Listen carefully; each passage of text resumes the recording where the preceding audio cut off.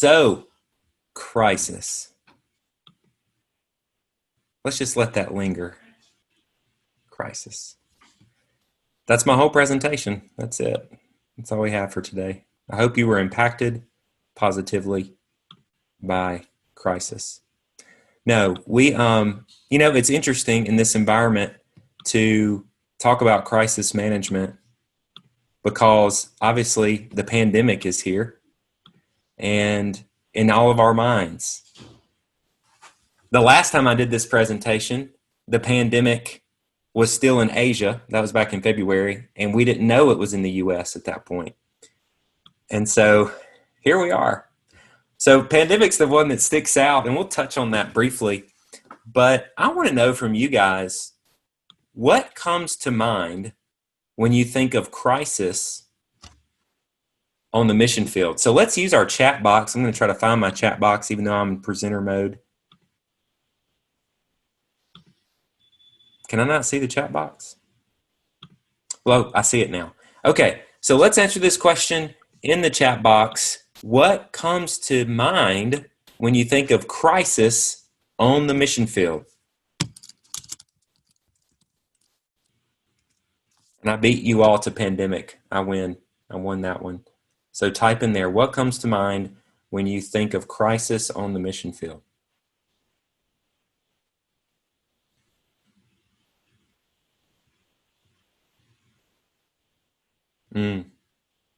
These are good. So I'm loving all this. Personal crisis, closed country issues, risk and opportunity together. That's fascinating. And that's certainly, Elena, been the case for a lot of our people. Health concerns, yes, Blake, for sure. Catherine would echo that. Emily talks about missionary kids being in trouble. Honestly, a majority of ours, a lot that have been really impactful outside of the pandemic have been with missionary kids. Any others that come to mind?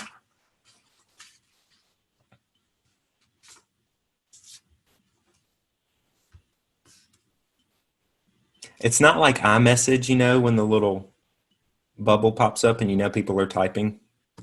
Yes, family crisis. You're right, Fernando. Marriage crisis, for sure. Yes. Oh my goodness. Blake serving at Good Shepherd's Fold reminds us that last year we had forced entry and people were hurt. Things were stolen. Lives were turned upside down. That is a significant one. All right. Thank you guys for jumping in and sharing those. And I wanted to actually start with a story that I have never really shared via Zoom. So we'll see how this goes. So I've tried to add some visual learning aids here. So April of 2016, I was in Ecuador, and we had a mission team that came down every year from New York. So it was a group of 30 college kids who were doing a year-long discipleship program as a part of a camp. And they would come with us, and we worked at an adventure camp in the Andes Mountains. And we had high ropes and low ropes, if you know what those are, and backpacking and rock climbing and all that sort of thing. So this group would come and they would serve with us. And then the last experience they had was climbing a 17,000 foot mountain. So that would be 4,000 something meters, I guess. So really big mountains. And we loved it. It was a lot of fun. Well, I needed some supplies for this trip, and I went to the store with a couple of friends. So I was there, and the counter began to shake. And I thought, that's odd. But as is the case in these situations, if you've lived in Latin America, you've lived in a place with a lot of earthquakes, by the time you realize it, it's over. It's like 5 seconds or 10 seconds, just kind of a tremble, Well, it kept going, and I looked over, and the skateboard display was rocking back and forth. And I'm actually going to stop that where I can see you guys. So the skateboard display was rocking back and forth. And I thought, oh my goodness, this is real. It lasted 55 seconds. 55 seconds. And so during this, we run out of the store. We're on the second floor of the mall, and the chandeliers are swinging. Dust is falling from the ceiling. People are screaming and running. it was just wild. So my first thought was, I wonder how Emily and the girls are. So we couldn't get a call to go through, but we could text, and Emily said that they were doing okay. Come to find out, it was a 7.8 on the Richter scale, which is exponentially stronger than the one in Haiti in 2010 that was a 7.0. If you know how the Richter scale works, it was significant.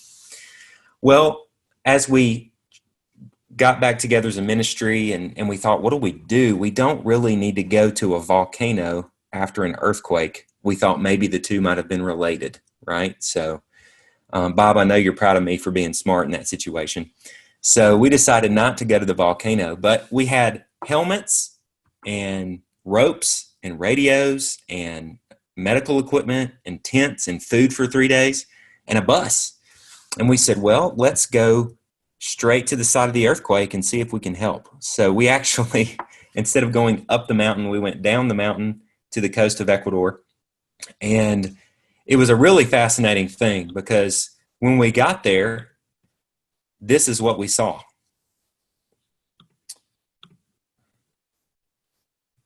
So this is from the GoPro on my helmet as we were working and helping clean up. Actually, let me do that again because I forgot to click that button again. Share computer screen. Sound.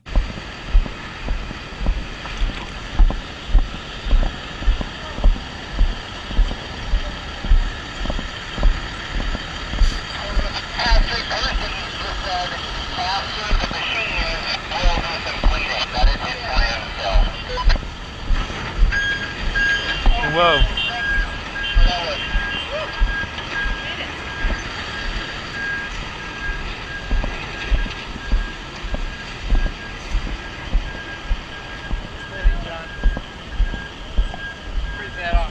It is really bad. Ooh.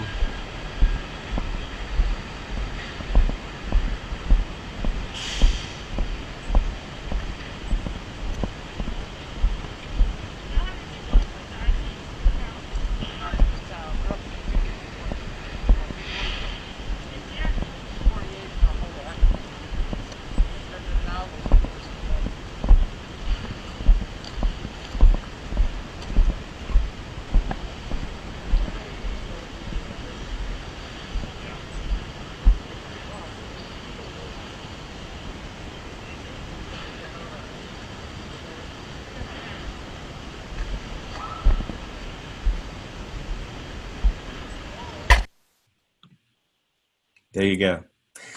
So we worked for several days and helped clean up a church. We watched people be cut, the building side cut off and then be pulled out after 2 or 3 days of being trapped. It was a wild experience. And, you know, interestingly, you never think that's going to happen. Right? You never think the day is going to come. Like when you wake up in the morning, you think, oh, you know what? There might be a 7.8 earthquake today. We should probably be prepared for that. And that is really the case with crisis in general, is that we never think it's going to come. But friends, it comes. So what do we do about that? How do we, and actually Stedman, and that's from that same clip, Stedman Harrison was the CEO at that time. He was a new CEO, maybe about a year in, and we had never talked to him. That was Emily's first time on the phone with him, was when he called to say, are you guys okay? How are you doing?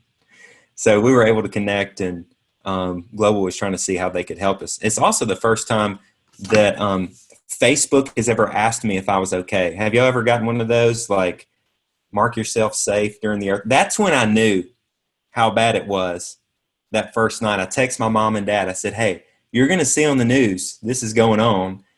Don't worry. Don't worry. I'm okay.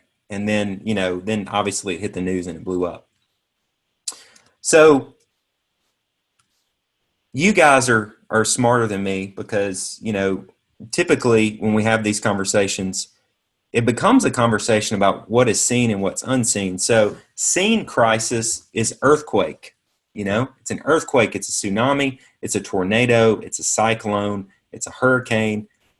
Political unrest is seen, it's seen on the news. It's things that come in, and that's what we think about as crisis. Those are the things that scare people about the mission field. Armed robbery, that's a seen thing. You're not going to be safe because there's all these things over there that are going to harm you.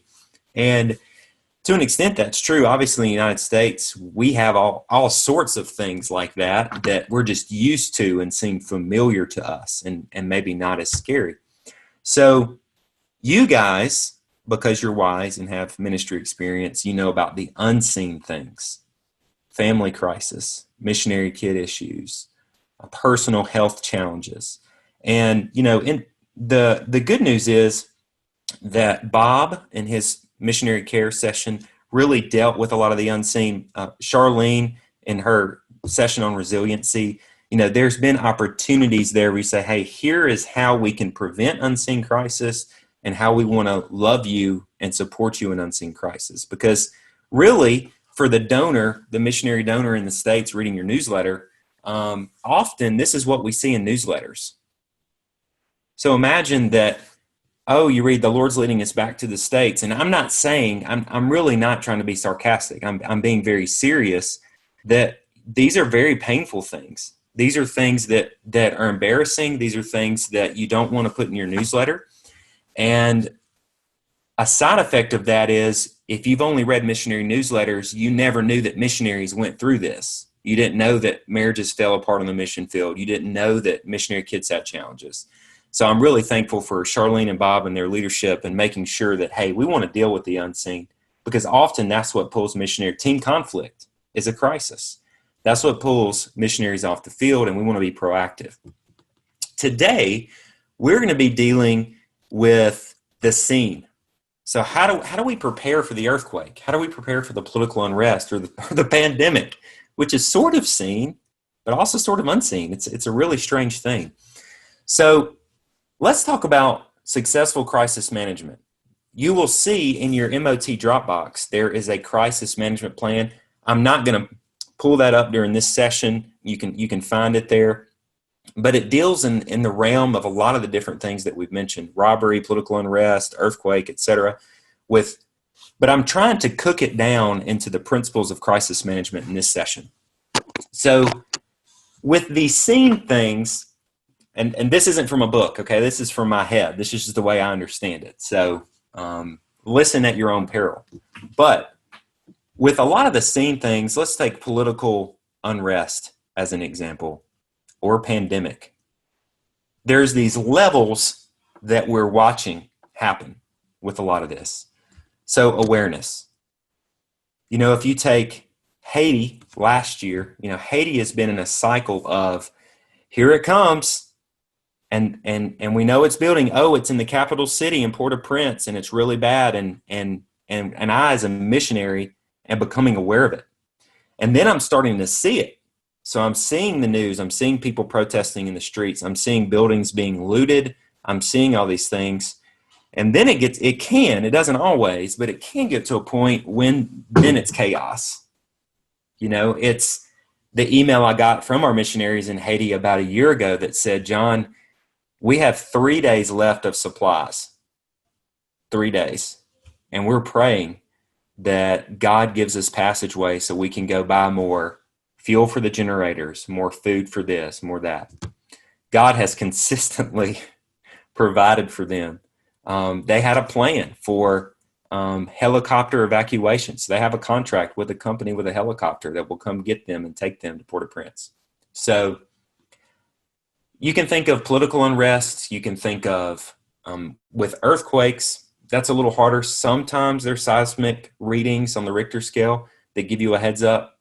In our case, it was very surprising, especially the level at which it happened. So then think about, what do we do about it?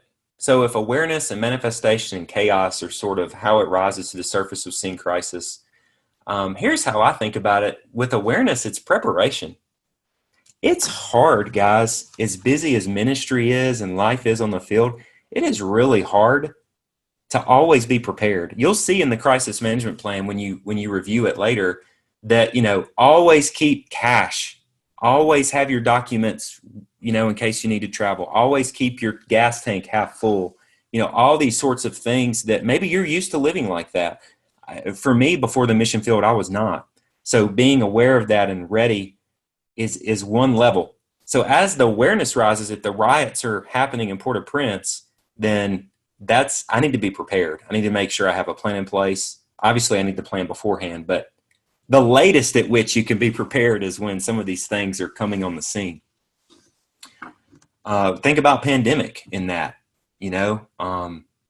it's over in Asia.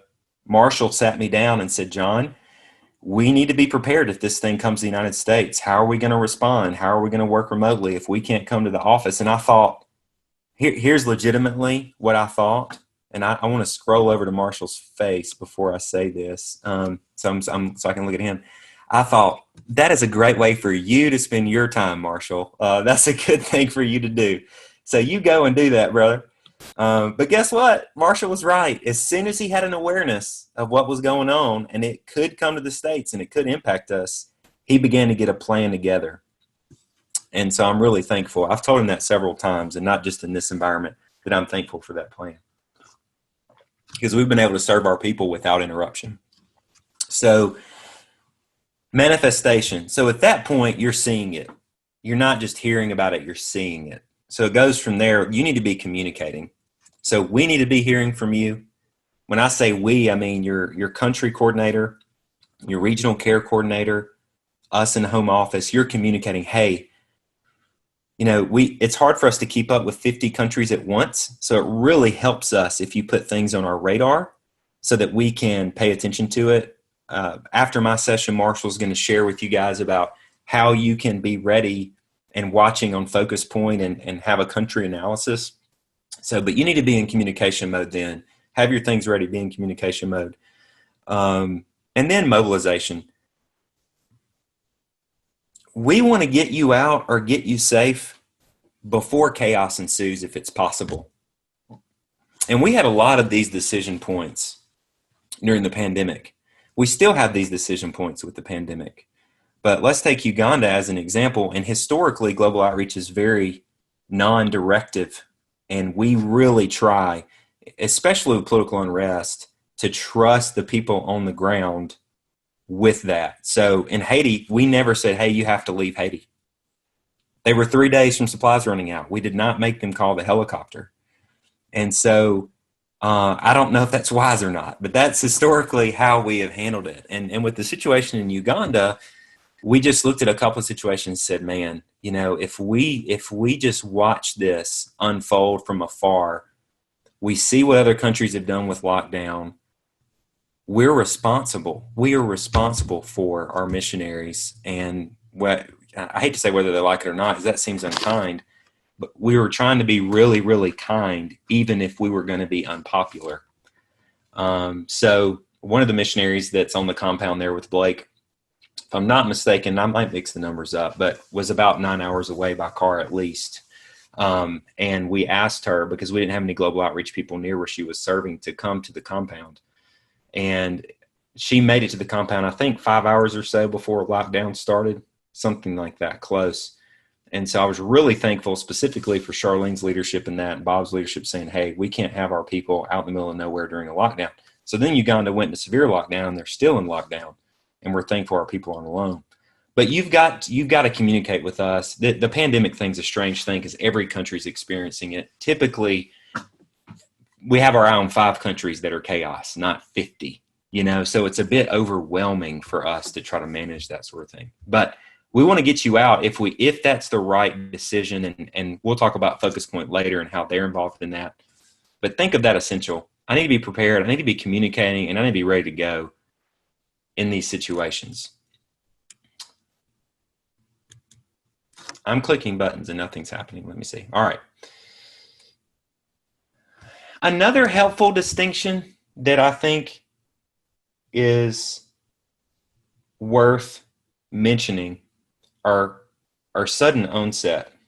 I'm looking at my notes here. That's why you see me looking away, and I'm seeing things don't exactly line up. So we'll see what happens. So sudden onset. You're not going to plan to get in a car wreck that day, right? You're not going to plan to get robbed at gunpoint that day. You're not planning for an earthquake to happen. And so our desire for you is to know what to do in those cases. So let me give you an example. In Ecuador, if you were in a car wreck, you went to jail, then they tried to figure out what happened. That would be, if you're an American, an important thing to know. Imagine getting in a wreck and they take you to jail and you're like, wow, I'm in jail for my faith. No, I don't know. You don't know why you're in jail. And then they're trying to sort through it. And I will say, if you're the foreigner in that situation, they're probably not taking your word for what happened.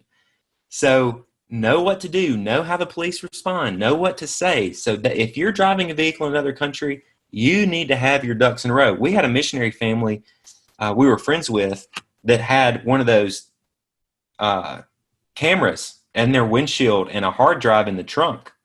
And it stayed recording, and it kept however many hours of recording just so they would have some way to defend themselves in the case of a car wreck. So, guys, that's crisis management. You need to know contextually what to do in that situation. Armed robbery. What do you do after that? Who do you call? What's the right response? Same with earthquakes or whatever the natural disaster is. So sudden onset's hard. It's more about knowing, how do I respond? What do I do? And we would say, please, please, please, please talk to seasoned missionaries. As soon as you see something, I mean, with these, you need to know anyway, how does this unrest compare to what you've seen in the past, right? Because some countries just live in that cycle of unrest. How do we know it's time to get out? How does what I'm hearing on the news compare to what my national friends are saying? So you need to be having those conversations. And for Kat and Blake, you guys are part of a greater team that would have a crisis management plan based on the situation. So you need to make sure you know what to do in those situations and you know those processes. I'm going to stop there. I know that's been a good push there of 22 minutes. So ask questions. What are you curious about? What questions do you have? And then we'll jump back in.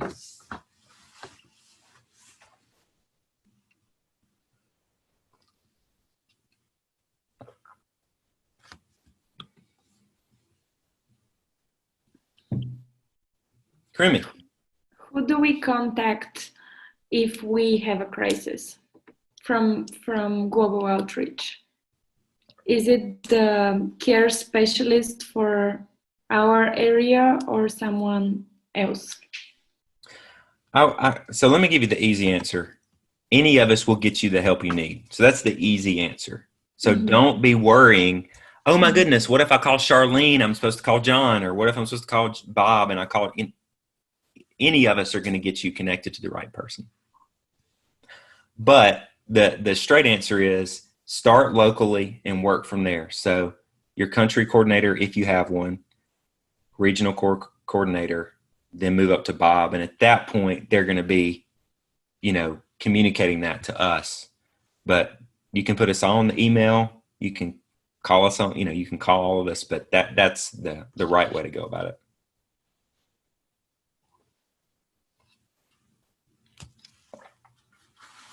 If you call me and say, Krimi, I have a crisis, I'm not going to say, oh, let me transfer you to another department. You got the wrong extension, I'm not going to do that.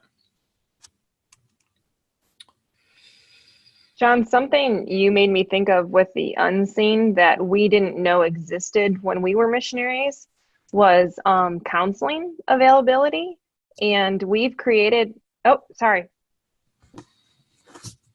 Yay, go John. Emily hadn't seen that slide yet. She hadn't seen that. We're married. We're just in each other's brains. There we go. That's a great segue, Emily. We'll get there in a second.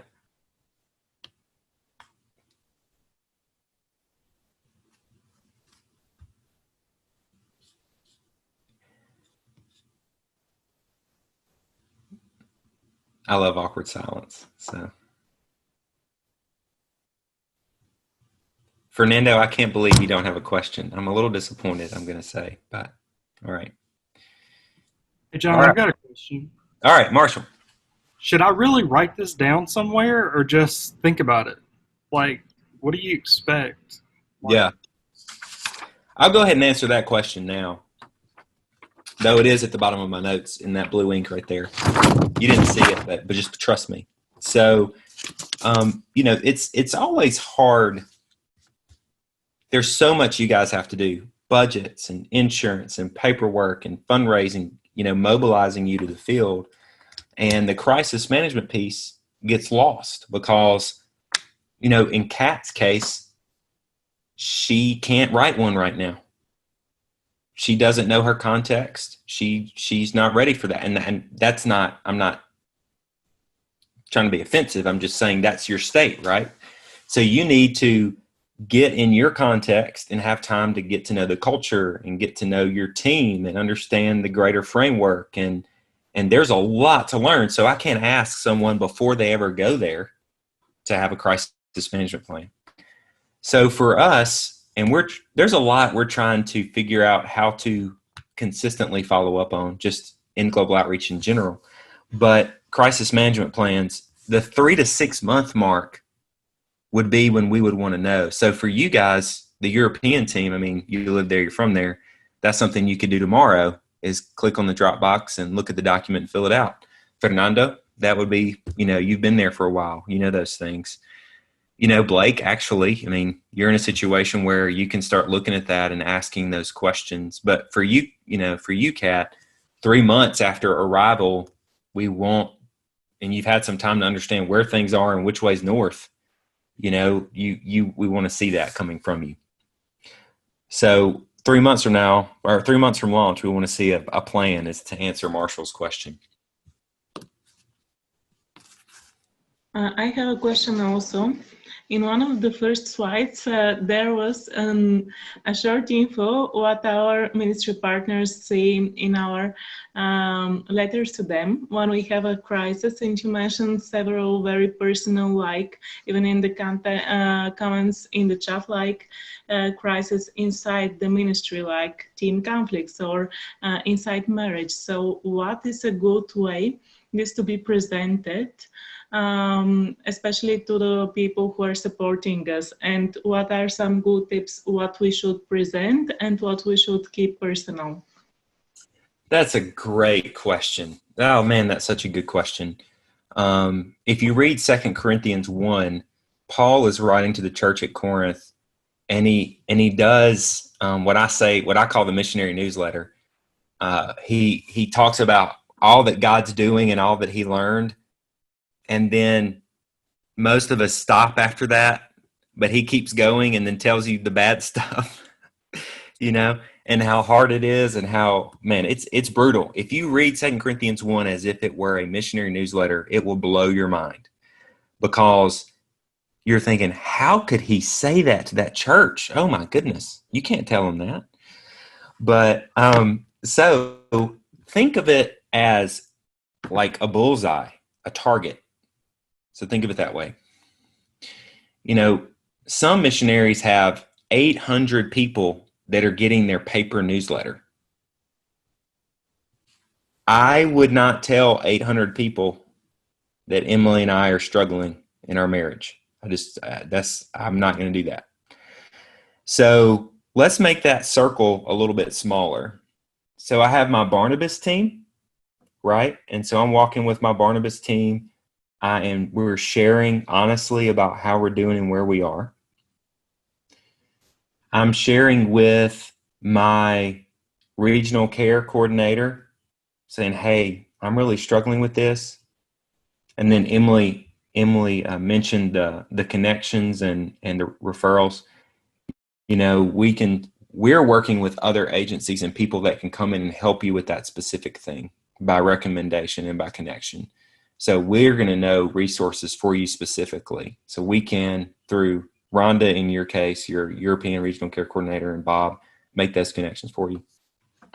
And then let's go out one level. So like Barnabas team, global family, sending church is like the tight circle, right? And then that other one is donors. So not the 800 that's on your list, but donors. So for Emily and me, that's 50 to 55 people on a monthly basis. You know, with those people who are giving faithfully, and they should be praying for you faithfully. I promise you they are. You know, if you're giving them ways to pray and be involved in the ministry, I think you can judge how much you want to share with that group. They're invested more than just financially. And so you maybe could share some of those personal struggles or ways to pray with that group. That's my recommendation on it. What I don't want you to feel is that you are trapped or you don't have anybody to share with. I think between your Barnabas team and other things, you know, I think you can be honest. And also, going back to that, the Lord is leading us back to the United States. You know, you can't blame missionaries for that, right? I mean, I think about, you know, sexual abuse and other things that are, you know, that can happen, especially if they happen to your child. You don't want to tell everybody that because you want to protect your child's dignity. You know, you want to protect them. And so it's not a bad thing to say, hey, our family was in crisis and we need to get the support we need. If you want to talk to me about what that means specifically, I would love to talk.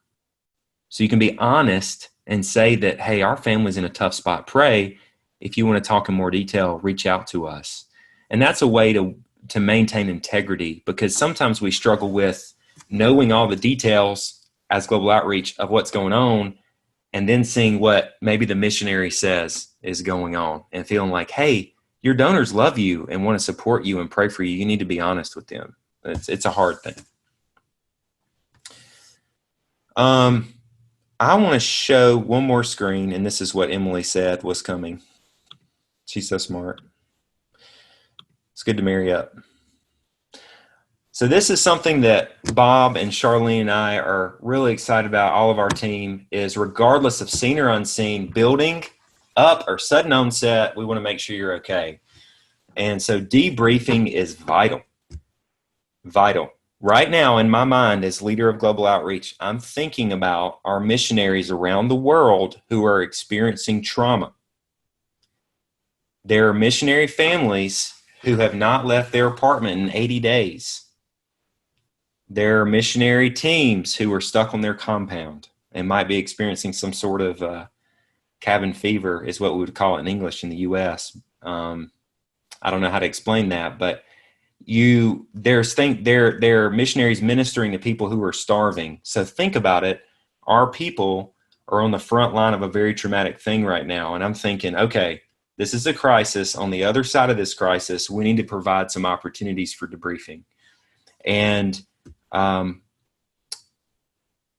push even a little harder on this. Emily and Marshall and I talked about this recently.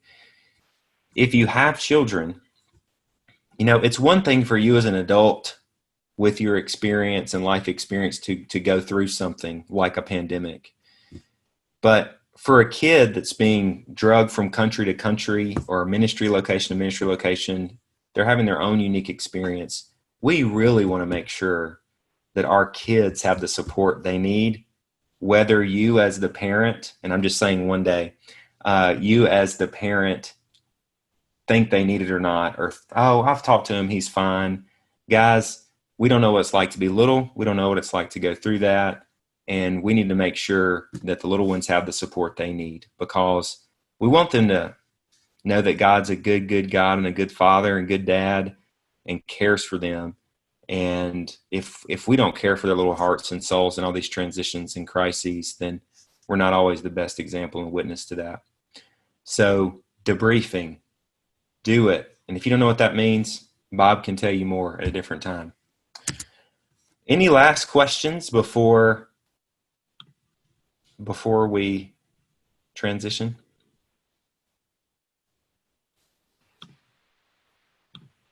Well, I just want to to say that these things you're talking, especially on family things, I did not know or have the guidance when I went through my marriage crisis and my family crisis.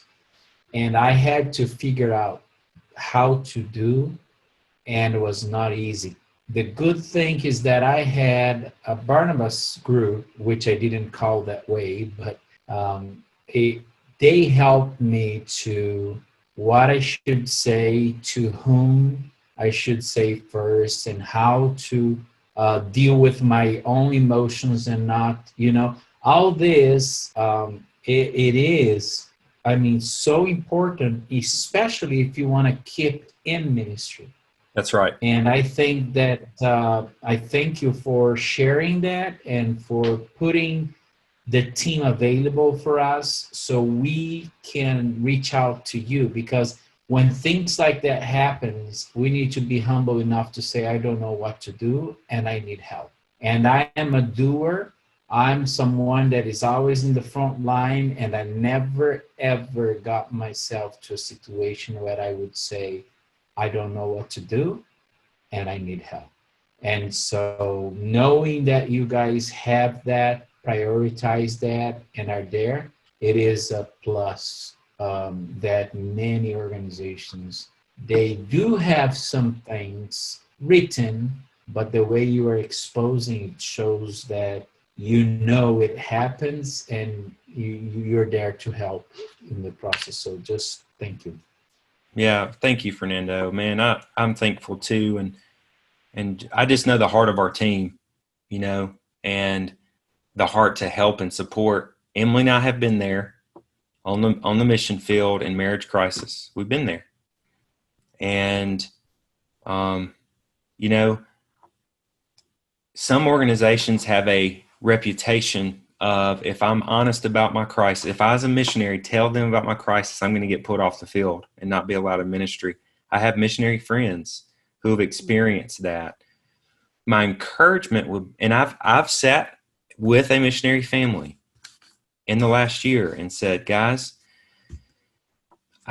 you have to go back to the States and get help. So I've been a part of those conversations, but my encouragement is the earlier you can involve us, the earlier you can reach out for help, the better chances you have of not only your family. So number one, our priority is your family and your health, number one, above a ministry. And if it's early enough and it's God's will, we can maintain the ministry too, but sometimes we don't get that call until it is way beyond our expertise. So thank you for that testimony. I hope that's an encouragement. Charlene, Bob, any closing words? I just wanted to say that it's okay not to be okay. I think that's what you're hearing. There is an anticipation that, we are human and there is a God, and I'm not him and you're not him. And so recognizing that allows us to kind of come into that humility together and to walk and to say, and I echo what you're saying, John, in terms of early. A lot of times we do this in many areas of our life where we'll try all these things first, and then we'll go to the doctor, or we'll try, and then it's like the last resort. And we want to encourage you to connect with the first resort. Bob? Yeah, just with that, err on the side of communication. We're not going to say, why did you connect us about this? We're never going to say that. At the very least, even if it's not a huge thing, we can pray with you for it. And so we want to do that. Even if there's small things that we don't necessarily have to come fix it all, we can just pray for you with that. We will try to keep things confidential when we can. We can't keep everything confidential. If you've tried to commit suicide, some of those kind of things, we are required, and for your situation, for your benefit. But if we can, we will try to keep that kind of thing. And if we can't, we'll let you know. So we're not going to sneak up on you on that kind of thing. So yes, reach out to us. I've seen Charlene and Bob be such a great gift to a lot of people in tough situations. And I'm thankful for our team. And I know you guys have experienced a lot in life and ministry. We don't expect you, like I told you, you don't have to be perfect when you come, and you don't have to stay perfect while you're here. So we appreciate you guys. One day we'll have some tough conversation, and that's okay. We expect that because we know the reality of a sinful and fallen world. But when Emily and I moved back to the States, and I'll close with this, I felt very specifically the call to help love missionaries through their most difficult moments. And then as I got in the home office for about a year, I added a phrase to that, whether it's their fault or not. Because a lot of these things, don't worry about judgment. Even if you've messed up royally, there might be consequences, there might be accountability, but we're still going to love you.